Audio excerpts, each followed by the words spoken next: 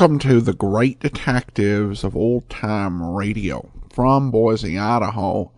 This is your host, Adam Graham. If you have a comment, email it to me, box13@greatdetectives.net. Follow us on Twitter at Radio Detectives and become one of our friends on Facebook, facebook.com/Radio Detectives. Today's program is brought to you in part by the financial support of our listeners. And I want to thank Sherry. Sherry sent us a donation at the P.O. Box at Adam Graham, P.O. Box 15913, Boise, Idaho 83715. You can also send along one-time donations through support.greatdetectives.net for PayPal, or just use the Zelle app and send to box13@greatdetectives.net. And you can become one of our ongoing Patreon supporters for as little as $2 per month. Just go to patreon.greatdetectives.net. Over at greatdetectives.net this weekend, check out my review of Something Wicked This Way Comes from Colonial Radio Theater.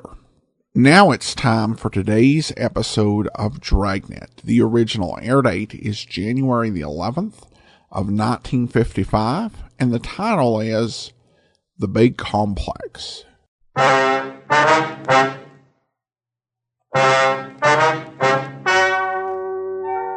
Ladies and gentlemen, the story you are about to hear is true. The names have been changed to protect the innocent. Dragnet.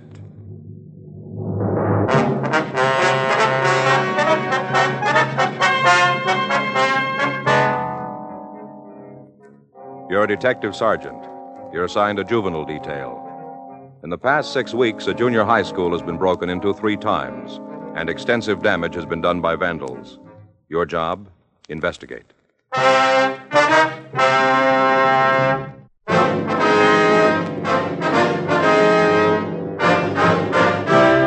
Dragnet, the documented drama of an actual crime. For the next 30 minutes, in cooperation with the Los Angeles Police Department, you will travel step by step on the side of the law through an actual case transcribed from official police files. From beginning to end, from crime to punishment, Dragnet is the story of your police force in action. It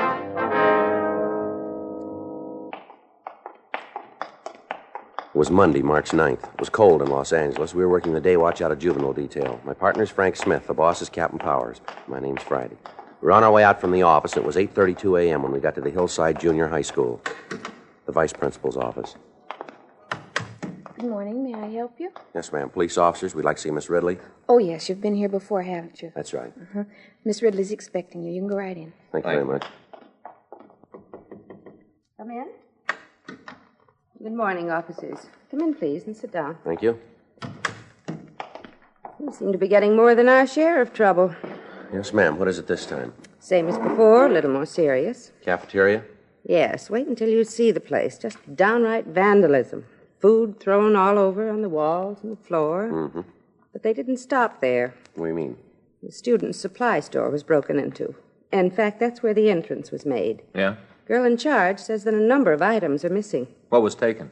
Things the students use in school. Notebooks, pencils, fountain pens. I see. There were a lot of transportation books taken, too. Those are the kind the kids use on the buses and streetcars, is that what you mean? Yes, that's right. Well, they have serial numbers, don't they? Yes, we keep a record of them in the office. You'll be able to give us a list of the numbers on the missing books? Oh, yes. All right, fine. What if we could take a look at that storeroom? Surely. It's right next to the office. I wasn't so sure the last time, but I am now. What do you mean? About who's responsible for this. You got an idea who might have done it? Well, I'm pretty sure it must be a student or a former student. Why do you say that, Miss Ridley? Well, there's the window they entered. Mm-hmm. Somebody must have known that this window opened into the storeroom. Yeah. Screen's torn here and the window's broken. You have somebody special in mind who might have done this? No, it wouldn't be fair to cast suspicion on any boy or girl without proof. Well, have you had trouble with any students since we were here last? Yes. What was wrong, ma'am? During study periods, a group of 5 boys were causing minor disturbances. Uh-huh. But it's all been straightened out. I had a talk with the leader of the group. Found out he wanted to take part in school athletics. His parents didn't want him to, afraid he might be injured. Mm-hmm. So I called them in for a conference. We talked, and they finally agreed to let the boy participate in school sports. Mm-hmm. That's all there was to it. Haven't had any trouble since. How about the other boys? They weren't really bad. Without a leader, they just settled down. I'm sure it wasn't any of them. Mm-hmm. I wonder if you could tell us if anything has been moved in here. No. This is just the way we found it. Mm-hmm. Wonder why they didn't mess this room up, too. I don't know. I've been teaching for 20 years, and I'm pretty sure of one thing. What's that, ma'am? Children do wrong, but not because they want to be tough or brave. Usually because they're afraid of something. Mm-hmm. Most of them are pretty frightened kids. They need help. Well, we'll buy that. The problem is, what happens to them if they don't get it? I'm afraid you know the answer to that one better than I do. They'll still be around. Yes? As frightened adults.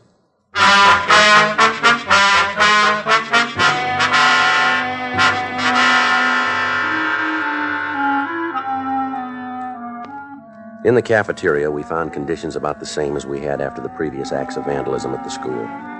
The refrigerator had been ransacked, cartons of milk along with containers of ice cream and frozen foods had been smashed against the walls and the floor. The tables had been overturned and the chairs had been thrown around and broken. The floor was covered with glass. Frank put in a call to Leighton Prince and they sent a crew out to go over the storeroom and the cafeteria. Miss Ridley told us that she had already notified school security. Before we left, she furnished us with a complete list of stolen articles and the serial numbers for the missing student transportation books. We returned to Georgia Street and met with Captain Powers. You're pretty sure it's juveniles? Yeah, the kind of stuff that was taken. The damage done sure points that way. Any help from Miss Ridley? Yeah, but you couldn't give us any names. No teacher-pupil problems? Yeah, she mentioned a minor case, which said had been cleared up. Mm-hmm. This is the third time in 6 weeks for the school, isn't it? Yeah. Kids don't usually travel very far for these deals. It's a good chance that some of them from the school. Well, now, the way it looks, if they try to peddle this stuff to the other kids, we might be able to get a lead on them. Mm-hmm. There's a hitch to that, though. What do you mean? Well, Miss Ridley said that she was going to make an announcement to the student body. Yeah? She's going to tell them to be on the lookout for the stolen articles. Mm-hmm. Kids who took the stuff are in school. They might lay low for a while. That's it. How much was taken? About $500 worth of school supplies. A pretty good haul. Yeah. What do you want to do about it? Well, if it's all right with you, Frank and I'd like to put a stake out on the school. All right, when? We know the janitors work into the early morning hours on Fridays. Yeah. So it figures the school must be broken into sometime on Saturday or Sunday. All right, when do you want to start? This coming weekend. Okay, I'll arrange a clearance for you with school security. Right. Any more help you need, let me know. Whoever did it must have something against the cafeteria. The place was a real mess. Yeah? Bad enough the first couple of times. Didn't leave anything in the freezers this trip. Sure doesn't make much sense. I don't know, maybe it does. What? Each time they hit the cafeteria, right? Yeah, that's right. They didn't tear up the storeroom. We threw a few pencil boxes around, that's about all. Yes, but every time food has been destroyed. That's right. Well, we got a reason for doing it. Yeah? Somebody that can't resist the urge to eat all the time doesn't like being overweight. So without knowing why they do it, they destroy food. Mm-hmm. It could be a part of it anyway. It's only a theory, but it might hold water. Yeah, well, that's true, but we don't know if it's a gang we're after or just one person. Another thing, they've broken in 3 times. Might have been by different kids. Good questions, all of them. Yeah. That's why you get paid, to get the answers.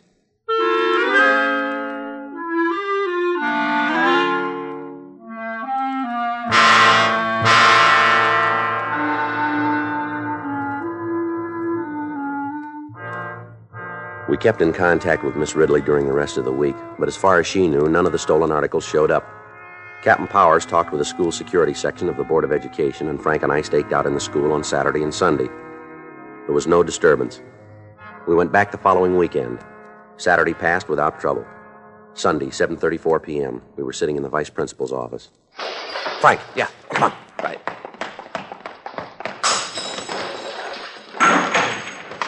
All right, son, come on, party's over. What? Come on, tell out, son. Grab him, Frank. Let me go. All right, take it easy, boy. Now, take it easy. This isn't going to help. Just hold still. What's your name? Jerry. What's your last name? Beckel. You've done this before? Come on, son, answer me. All right, let's go. You gonna put me in jail? We'll see. Not afraid of you cops. There's no reason you should be. Why'd you throw all this food around? I don't know. You haven't got a reason? No. Sure went to a lot of trouble to catch me. Not too much, son. Huh? You made it easy.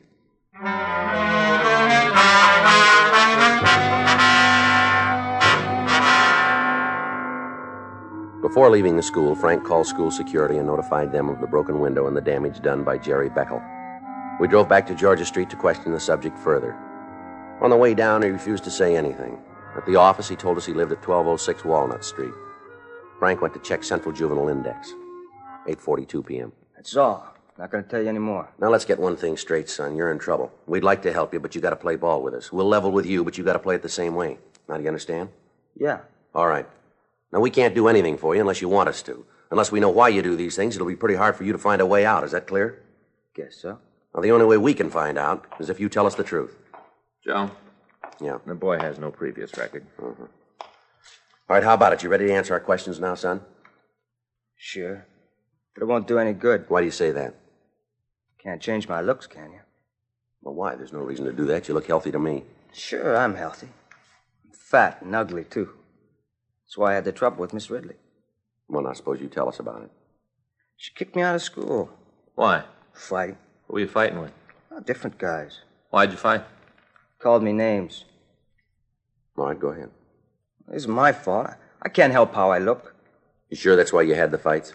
They wouldn't let me alone. Suppose you think I'm real good looking, huh? Son, I told you we'd level with you. You're not an ugly kid. Now, it seems to me you're imagining a lot. Sure. I suppose they call me Lard Barrel and Witch Man because they imagined it, too, huh? Maybe they got another reason. Like what? To needle you. If you didn't let them know it bothered you, they probably wouldn't have kept it up. They called you names to get you into fights. Don't you think that's it? That's what you say. Well, that's what we believe. She didn't have to kick me out of school. How many fights you have, Jerry? I don't know. Well, you must have some idea. Quite a few. Miss Ridley talked to you? Yeah. She gave you more than one chance, didn't she? Yeah. But the kids kept after me. Wouldn't let me alone. You don't like Miss Ridley, do you? Why should I? Is that why you broke into the school? Maybe. How many times did you go in? 3. Did you steal the things from the storeroom? Yeah. Where are they? Home. You live with your father and mother? Yeah. Any brothers or sisters? 2 brothers, 3 sisters. Well, now, when you had the trouble at school, did Miss Ridley talk to your parents? No. She didn't get in touch with them at all, huh? Sure, she tried, but they didn't go in to see her. Is there any reason why they didn't? No, just didn't go, that's all. Well, I guess we better go out and have a talk with them this time. Why? Well, they'll have to know about this trouble that you're in. Maybe if we talk to them, we can sort of work this problem out together, don't you think? That won't do any good. Why not, son? They think I'm fat and ugly.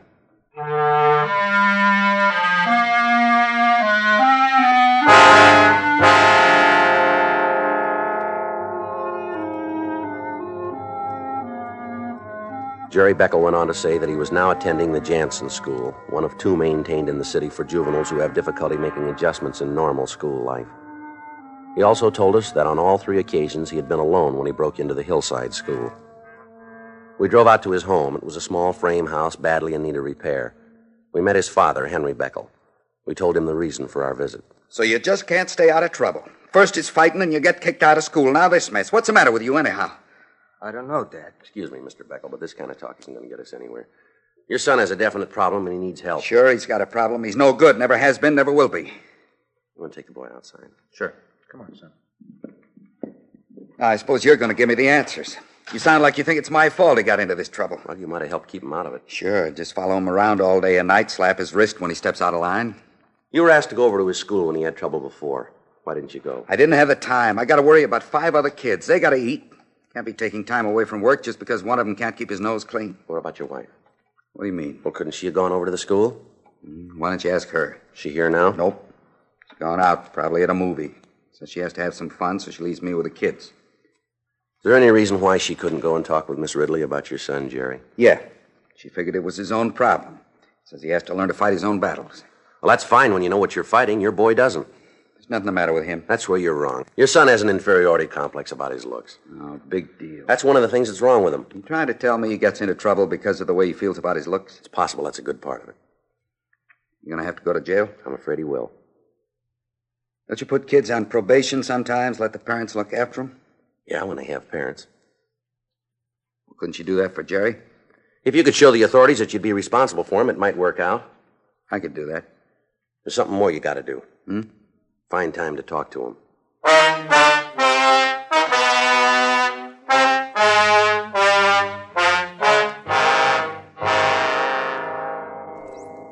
We took the subject, along with the recovered stolen property, back to Georgia Street. The next day, Miss Ridley came down and identified the articles as those taken from the school storeroom.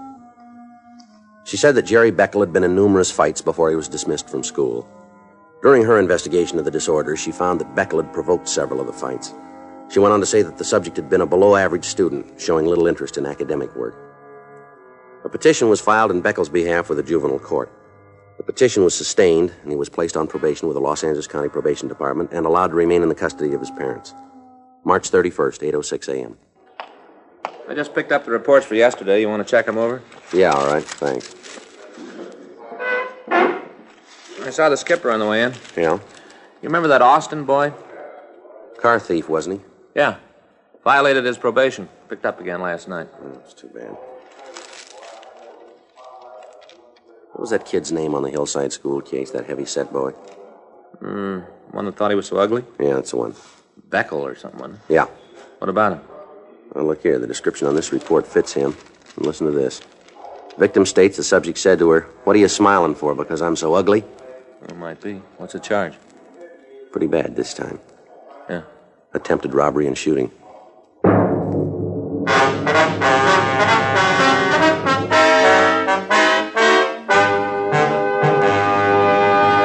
You are listening to Dragnet, the authentic story of your police force in action.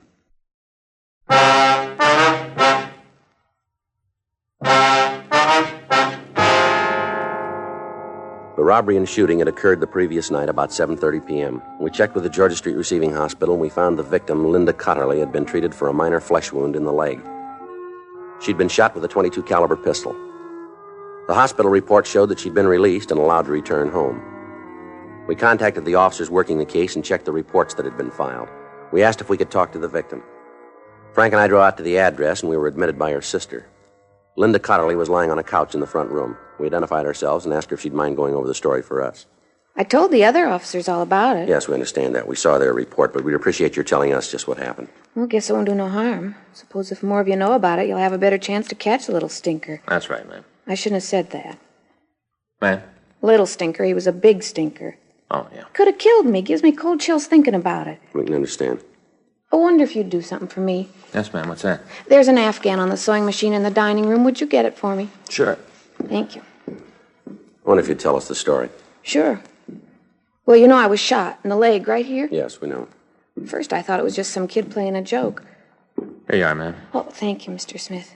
Would you just drape it over me? Gently now. All right. That's fine, thank you. Yes, ma'am. Now, you said you thought it was a joke when this boy tried to hold you up. Yeah, he was so young looking. Couldn't have been more than 15 or 16. Yeah. He was sort of chubby. Didn't look mean at all. I guess I should have been scared, but I wasn't. I just smiled. Did he say anything when he approached you? About it being a holdup, you mean? That's right. No, came up to me, had a gun in his hand. That's when you smiled. That's right. Then what happened? He got a real mad look on his face. Made him look tough. Is that when he spoke to you? How'd you know? Well, it's in the report. Well, that's right, I'd forgotten. Well, then I guess I can skip the part about what he said. We'd like to hear his exact words if you can remember them. He said, "What are you smiling for, because I'm so ugly?" Mm-hmm. Did you get a good look at him? Yes, no. Well, how do you mean that? Well, I did see him, but I don't remember his face too well. I know he was young. Not too good looking, but it's hard to say just what he did look like. You think you'd know him if you ever saw him again? I might. It was pretty dark, I'm not sure. All right, what happened after he spoke to you? I said no, meaning I didn't think he was ugly. And they told me to give him my purse. That's when it happened. What was that, ma'am? Well, I got scared. I knew he wasn't fooling. I screamed and started running. Then I heard the noise, gunfire. All right, go ahead. Then I felt a sting on my leg when the bullet hit me. Kept on running, went past a vacant lot. Kept screaming, and then I saw a man across the street open his front door and look out. I ran up to him, told him I'd been shot, and he called the police. When you said this person was chubby, did you mean he was fat? Well, he was kind of big around the middle, and his face was sort of round-like. How about his hair? Was it dark? Yeah. Did you notice if it was straight or wavy? No. Tell me, you got an idea who this kid was? Well, we're not sure. I know one thing. What's that? That kid should be taught a lesson. Yeah. Only one thing to do with them when they're that rotten. Slap them around a little and just forget about them. Well, that's the trouble here. That's what they did to this boy.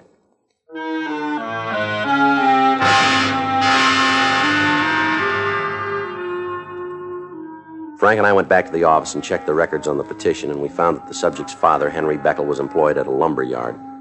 We drove down to the place and found him stacking lumber in the back lot. What's on your mind this time? How's Jerry been getting along? All right, I guess. Attending school regularly? As far as I know, haven't had any bad reports. What's he been doing nights? He stays in the house. Goes out once in a while, never too late. Why? Where was he Monday night? Home.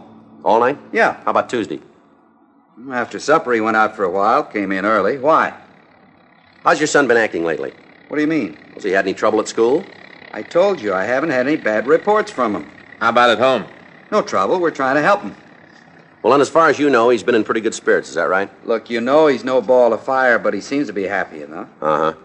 What is all this, anyway? We're just checking something out. Well, the way you ask questions, it sounds like you think Jerry's in trouble again. No, we didn't say that. Well, you don't have to. I know what you're getting at, and I don't like it. No reason to get upset. They're right. How would you feel? Jerry's been released to my custody. You're as much as telling me I haven't been doing the right thing. Well, if you're sure of that in your own mind, you don't have anything to worry about, do you? Well, I've done what I can, but I can't watch him all the time. What's he supposed to have done this time? We're not sure he's done anything.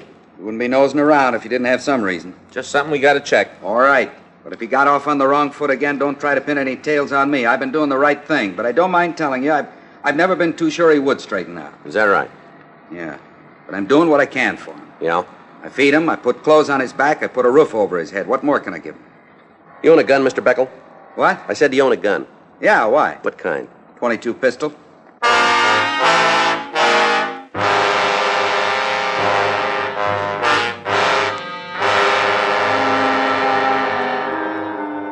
We drove over to the Jansen school and we talked to the principal. We explained our business and he told us that Jerry Beckel hadn't been in school all day. We drove out to the boy's home. We met his mother. She said he wasn't there, but he'd probably be home about 5 o'clock. We went back to the car and waited. At 4:30 p.m., Henry Beckel returned from work. He drove into the yard and we met him at the back door. So you're here again. That's right. Let's go in the house, Beckel. If you want it. Go ahead. You want to tell me what this is all about now? We'd like to talk to Jerry first. Well, if you want to see him, why didn't you go over to his school? We did. He wasn't there today. Kid's up to his old tricks again. Oh, they found you. This is my wife. We've met. What's the trouble? Jerry again. He wasn't in school today. Is that all? We should get out of the kitchen so I could fix supper. Yeah. You guys want to come on into the other room? All right. While we're waiting for your son, I wonder if you'd get that gun for us. I don't know why I should. You got no choice, fella. It's in the closet. You said that before. Now, where is it? Over there. Where? It's in that box, a small flat one. This one here? Yeah.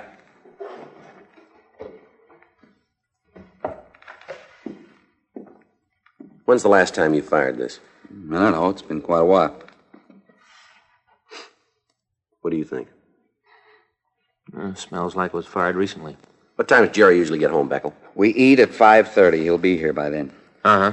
You don't have to worry about him not showing up. He might skip school, but that fat, lazy slob won't miss a meal. Mm-hmm. Eats twice as much as the other kids. No wonder he looks like he does. Let's go. Right.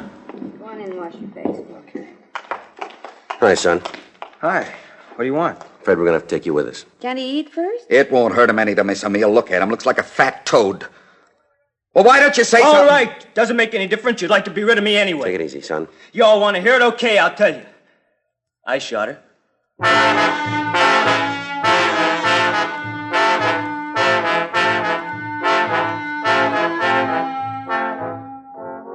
We took Jerry Beckel down to Georgia Street for further questioning. After the outbreak at his home, he quieted down and he refused to say anything more. We talked to him for an hour and he finally admitted the whole story. All right, son, why'd you take the gun? To get some money, I guess. Well, now, was that the only way you could get it? I don't know. You could have gotten a job. I tried to. Yeah? Nobody wanted me. Well, how many people you asked for work? Just one place. And then you gave up. That was enough. I knew I wouldn't get a job. Did they tell you they wouldn't give you work? Didn't have to. I knew just the way they looked at me. Did you ever ask your father for money? Yeah, never gave me, and he just read me off. What'd he say to you? What he always does. I'm fat and lazy, not good for anything but put my feet under the table and eat. So you decided to get out and rob somebody, huh? Yeah. Why'd you shoot at the woman? I'm not sure. Well, she didn't do you any harm, did she? No.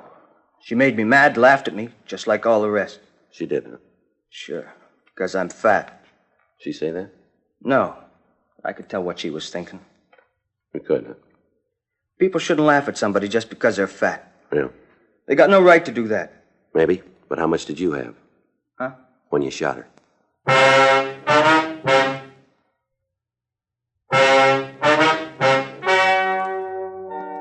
The story you have just heard is true. The names were changed to protect the innocent. On July 14th, trial was held in Department 98, Superior Court of the State of California, in and for the County of Los Angeles. In a moment, the results of that trial.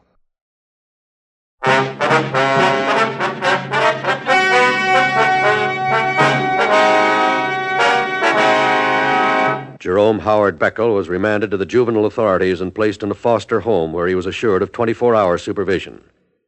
One of the conditions of his probation was that he receive psychiatric aid by a doctor appointed by the court.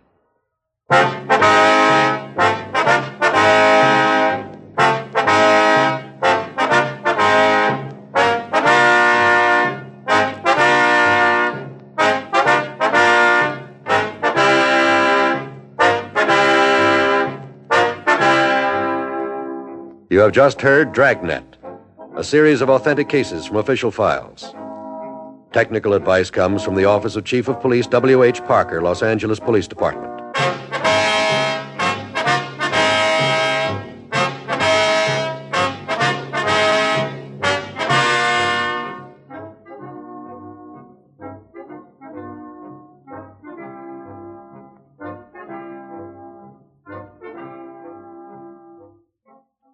Welcome back. I'm a fan of Dragnet, but I'm also a very big defender of the program. Because there are often those who know about Dragnet, there are a lot of people who kind of have this very cartoonish idea of what the series was about. And sometimes you have this idea of Joe Friday as this sort of, and Dragnet as sort of this heartless, by-the-book program that's just lock 'em up, throw away the key. And there are actually some people who like Dragnet who imagine the program is just that. And to them, that's a feature, not a bug.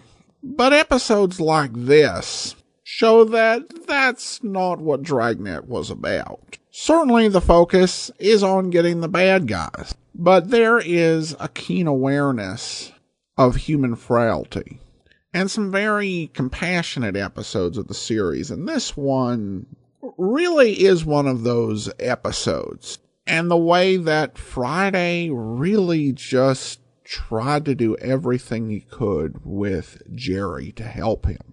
And you do see the challenge that Jerry faces with a family that doesn't really give him what he needs.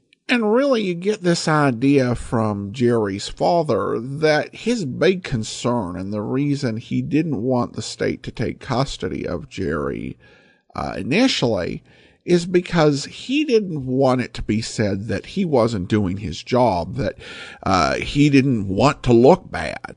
And the way the father talks to and about his son is heartbreaking.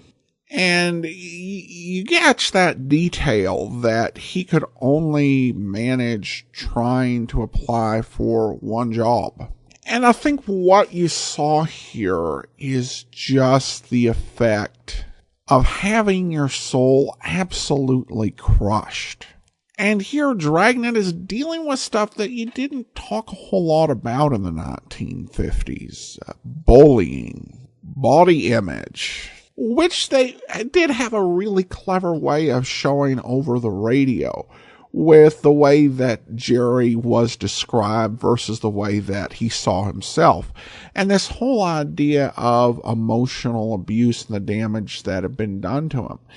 Now, at the same time, they in no way excused his behavior, because just because you have been mistreated doesn't give you the right to mistreat. And Friday was really clear on that at the end, that even though you have been through this horrible thing, you're responsible for the choices that you make.